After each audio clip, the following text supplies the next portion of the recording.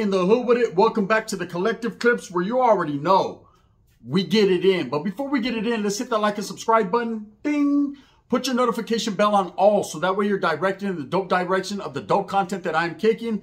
And I highly appreciate all the support, man. We're going up on this channel, and it's all because of you. And for that, I can say I'm very humbled, man, and I'm very much so appreciative. I couldn't do it without you, and I know that. So thank you very much.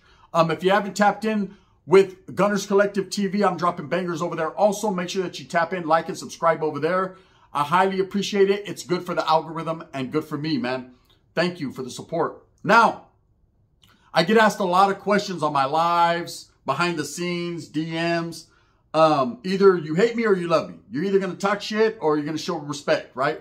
And I respect all, either way.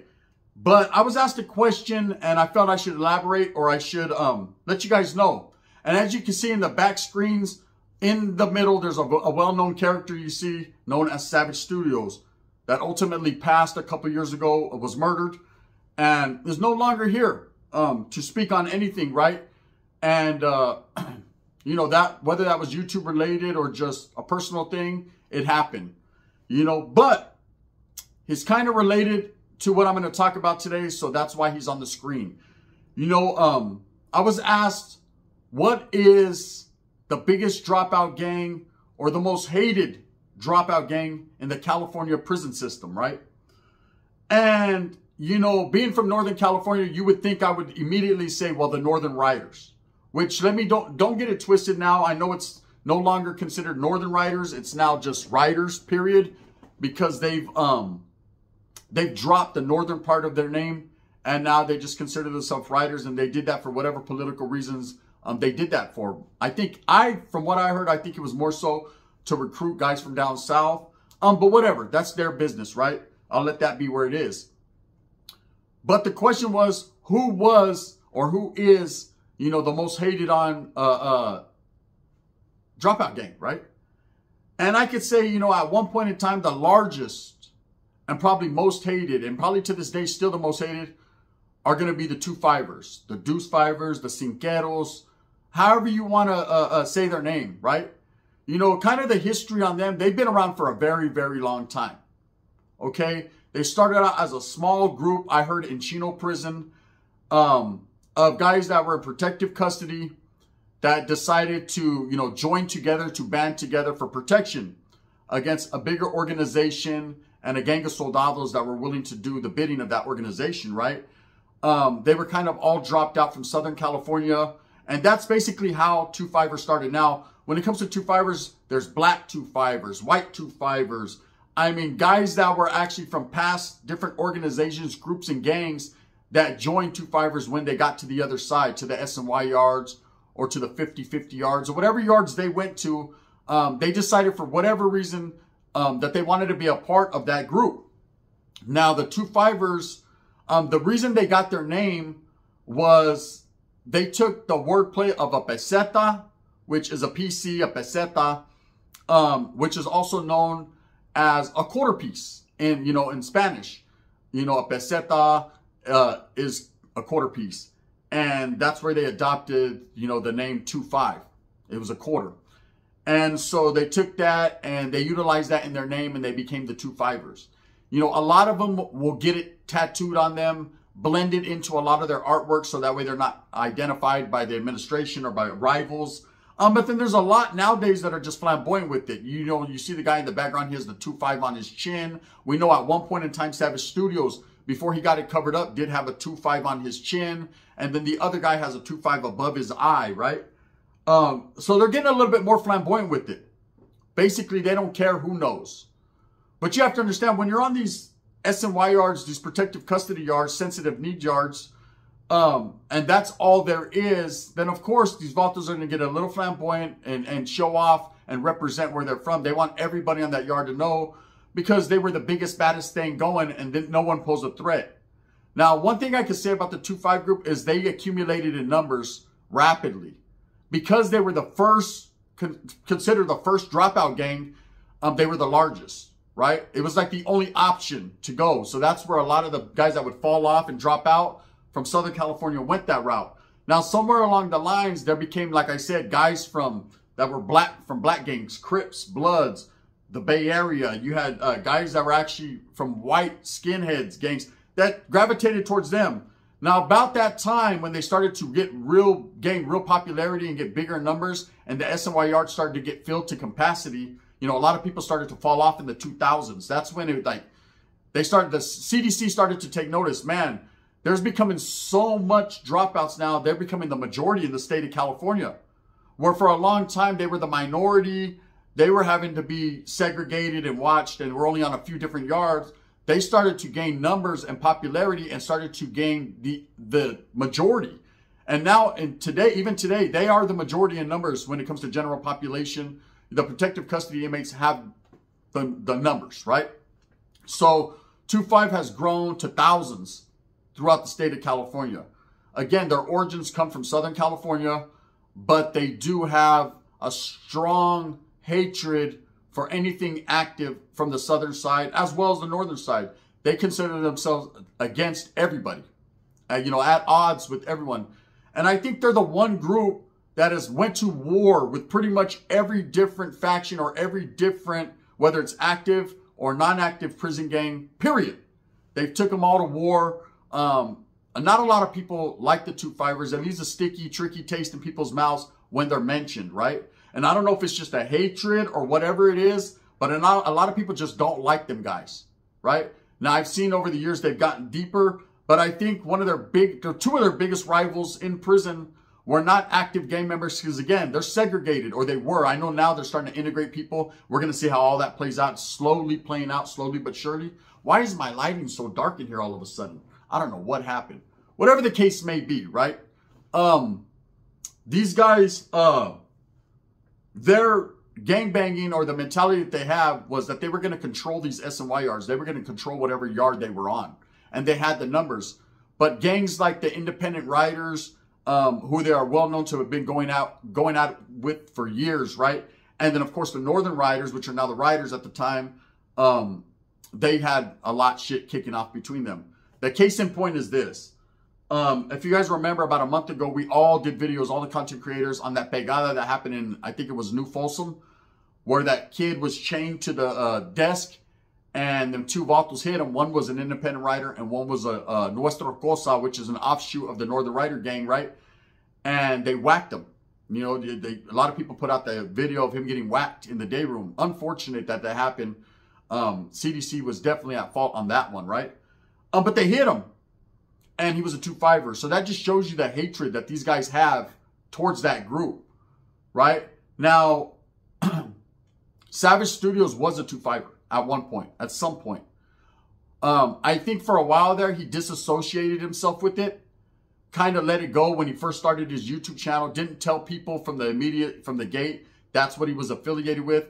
After time, people started to recognize his chin tattoo. He was asked about it several times, and, you know, maybe he had a little too much to drink one day, but he started to, you know, tell stories, and basically just was like, yeah, that's what he was affiliated with. And started to speak upon, you know, some of their politics and their get down. And then started to, it seemed, push the propaganda and basically push their agenda and their movement. You know, I know the last interview I ever seen of him where he was alive that he did with Flacco from a convict's perspective, he was actually wearing, they were in some park or somewhere, and he was actually wearing a Pittsburgh Steelers, a 25 jersey. So that he was basically repping that gang, you know. And again, you know, there's going to be a lot of people that are affiliated with that and that claim that movement. They're going to tell you the positivity behind it and why they've joined it. And I'll keep it quite blunt with you, man. In any of these dropout gangs, I have no disrespect towards them. I don't know them like that. I can't hate on them. I don't know the get down or why people would even associate or join a gang after dropping out from another gang. But it happens. It happens frequently. There's even guys that drop out, join a dropout gang, then drop out from that. They call it the double DO. And I was crazy. I was asking the homeboy the other day, we were on the phone, and I was like, hey, bro, with all these different yards in the CDC, are they going to have a double DO yard? And he was like, what's a double DO yard? He was like, double D's? Like Debbie does whatever? And I said, shit, Debbie could do whatever she wants over here. But no, I said a double DO yard. Guys that have dropped out twice. He says, how the fuck does that work? I said, well, shit, bro. They fall off. Then they get fucking in one of these other prison gangs, you know, on the PC side, and then they drop out of that. You know, so they can't go back to the GP because they're not in good standings over there. They're on paper. They can't go to the fucking non-active side either because now they're on paper over there. Where do these guys go? Are they going to have their own little yard called the double DO yard, right? Because there's a lot more guys starting to do that. And the homeboy was just like, I don't know, right? Again, man, hey, whatever you do in your life, whatever route you take, whatever's best and benefits you in life, man, I'm all for that, right? I'm not clowning or nothing. This is no hatred. I'm just saying, you know, I was just questioning it, like, damn, you know, because there's a lot of people that maybe they get associated with these dropout prison gangs while incarcerated for whatever, survival, or to feel a part of something, or maybe they're just on a yard and a couple of their homeboys from their old neighborhood are over there, so they get involved, and then they get out and they want to do the family thing, and they realize, hey, I'm not incarcerated anymore, I ain't got to play them games, I ain't got to do that, you know, I'm going to fall back and not associate myself with that, and it becomes well known that they're not involved anymore. And so where do they go when they go back? If they get locked back up, God forbid they do, Sabasque, you're in trouble. Big trouble, little China, right? But the 2-5ers, I would think they're probably the most hated group just because everybody on the active side hates who they are. And it seems like everybody on the non-active side, whether it's just dropouts that are non-affiliated, not part of prison gangs, or even some of these other organizations and gangs like Zapatistas, riders, independent riders, and all these other different, you know, groups. Those are some of the bigger ones. We all know that they're going at it. They're always at war. Now, the 2-5ers do catch bodies in there, okay? And for a long time, they did have the majority of those SNY yards sewed up. But I think when the Northern Riders started to become more popular and gain more attention, and even so, when they dropped the northern part of their name and started to recruit Vatos from down south and blacks as well and whites, they kind of overcame the 2-5ers. I don't know the actual number, but I know it's almost pretty even. If not, the Northern Riders might actually be just a little bit deeper, right? Maybe. I don't know. Don't quote me on that one. But I know people like, there's not a lot of people that had heard of the 2-5ers until I think social media blew up and people like Savage Studios and other guys started talking about it. Because I know that when I was first incarcerated, I didn't know shit about dropout prison gangs. I didn't know anything about that. And I think my first interaction or hearing about a dropout prison gang was outside on the streets. You know, we were functioning, doing our thing as active Norteños on the streets, taking care of our business. And one of the homies who was well known had got out of Pelican Bay. And what had happened was when he got out, you know, we kind of heard like, hey, he wasn't from my barrio, but, you know, he was a homie. Grew up with them, knew him. My city isn't very big, so everybody knows everybody, right? So, hey, did you hear the homeboy whoop-de-whoop got out, right? Oh, that's right. That's what's up. Yeah, but there's rumors that he fell off, you know? And everybody was just like, fell off? What do you mean fell off? This is way before that, hey, are you active? Shit was popping, right? No one really knew. So we're like, fell off. Did he fall into some dog shit or what happened? I told that motherfucker don't go to Fresno, right? They're on him, right? They're like, nah, fool, he stopped gangbanging. Well, good for him. You know, if he doesn't want to be part, no, you can't do that. Yeah, you can. You just say, I'm done. No, homie, right? Then once we got Kletchad up and the game was like, oh, shit, well, fuck him then, right? All of a sudden it was fuck him. One minute he's the homie. I'm happy he's doing his family thing. The next minute it's like, fuck him. I'm going to kill him if I see him, right? And anyways, you know, then come to find out he was a Northern Rider. And then everybody was on his helmet. They were on his head. Everybody wanted to make a name for themselves, earn a stripe, and get at him. And that was the first time of me ever hearing about Northern Riders. I didn't know what they were. I heard the word Northern and thought they were homeboys. I thought they still were Norteños. And I was like, why are we tripping, bro? And then I was like, wait up. I was scratching my head thinking, what do you mean he fell off, but he's still a Norteño? How does that work, right? And the homie was like, man, there's too much here. Just load the gun. I can't explain it, right? So I say that to say this. That was my first hearing about it. And then, you know, as time went on, I started to hear about the other different groups and gangs, you know, like the 2-5ers, the independent riders, and started to do my homework and you know, familiarize myself with some of their history and you know, what they had going on. And that's how I think I came upon the history of the 2-5ers and realizing that their first accumulation of gente and what their agenda was self-preservation and protecting themselves against active soldados that were on them in prison. You know, back in the days, when it came to protective custody in the California Department of Correction, there wasn't very many yards. There was no SNY. There was 1 or 2 yards that they would send righteous PCs. When I say righteous, guys that were actually part of something, part of the Big Four, part of a prison group. And these guys were hated. Now, back in the days, there was sleepers and people that could get to these guys. People that were sent in just to fucking, you know, get off. Because a lot of these guys that went PC didn't go for drug debts and didn't go for, you know, fall off at the cop car or off the bus. These guys went in, were actually hardcore gangbangers, hardcore with the business, hitters, had bodies on under their belt. They were with the program and maybe got into bad standings because they whacked the wrong person or they got caught up in a RICO or a case and they told or something, right? So these guys still had, you know, that hitter mentality. Like I said, you don't lose that.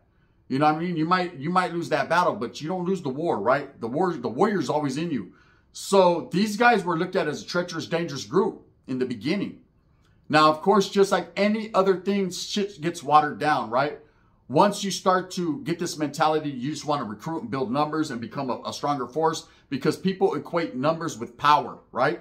When they decided that was the case, they started to be a little, I guess, more lax in their recruiting tactics. And they started to just bring in, you know, guys that would fall off right when they got there. And doing this, they started to gain a reputation of just having anybody involved. Okay? I'm not here to slander the 2-5ers. I don't know them like that. I've never functioned on the yard with them and kicked it with them or nothing like that. Okay? I've seen them in the hole in passing, on layovers. I've heard the way they talk amongst themselves. A little pretty political. They had their own get down.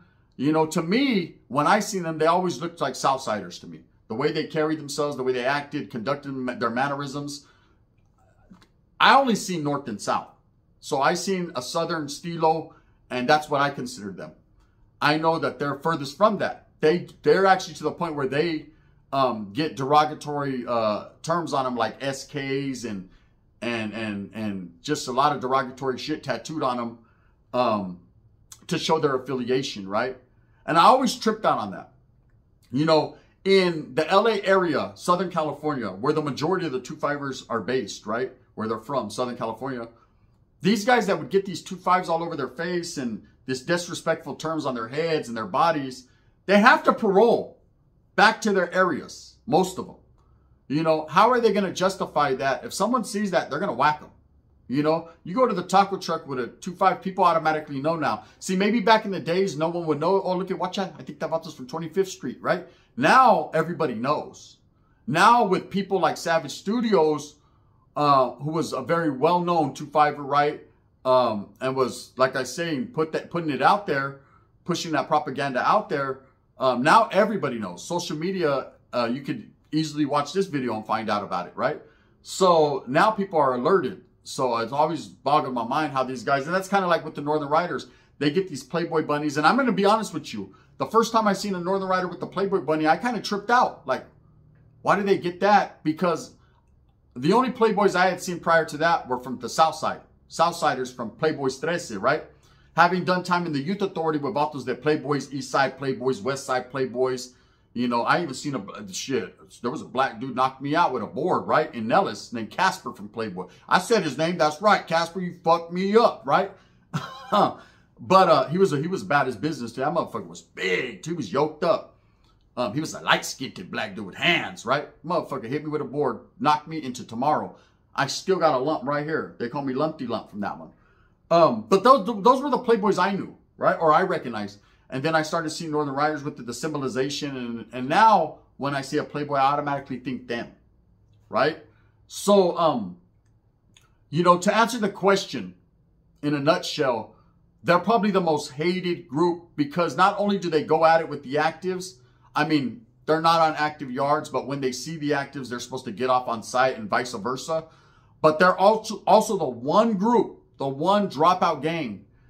And they pride themselves on being a dropout gang.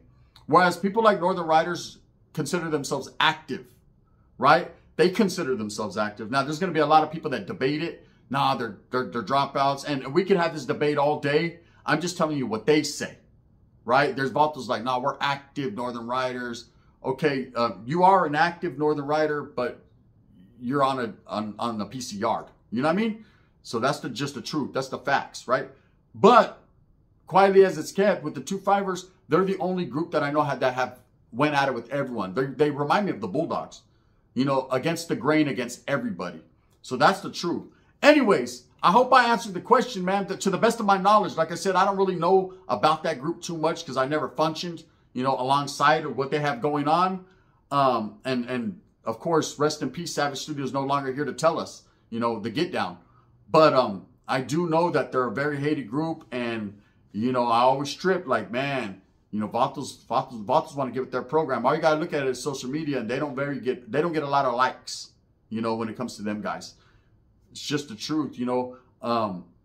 When you fall off or you back up or you're not active, you're not going to be embraced. You're not going to be loved. There's going to be a lot of people that hate you, that talk shit about you, that are going to try to smut you up any way they can. But at the end of the day, it's up to you to decide how you're going to live your life, man. You know, I never understood people joining dropout gangs. That's just me. But those that do, they can tell you why, you know, and we'll leave it at that. So I hope I answered that question. I believe the 2-5ers are the most hated group in the California Department of Corrections because they're the only group that has battled everybody on both sides and are still doing it. With that being said, to move smooth with a purpose. Get everything that you want coming. And remember, at the end of the day, I'm going to still be here. I'm going to still be pushing for the gente. And I'm wondering what the fuck is going on with my lighting. What happened that made it so dark in here? I look like fucking Dracula. Like I'm dying over here. Do I need more light like this or what? I don't know, man. Whatever the case may be, Super Norteño coming this afternoon. Boom. Make sure you tune in on the Gunners Collective TV. I dropped a banger this morning. And go tap in with Dubs, the new Dub S World channel. And it's Wes Watson Wednesday. Let's see what happens over there. Bang, bang.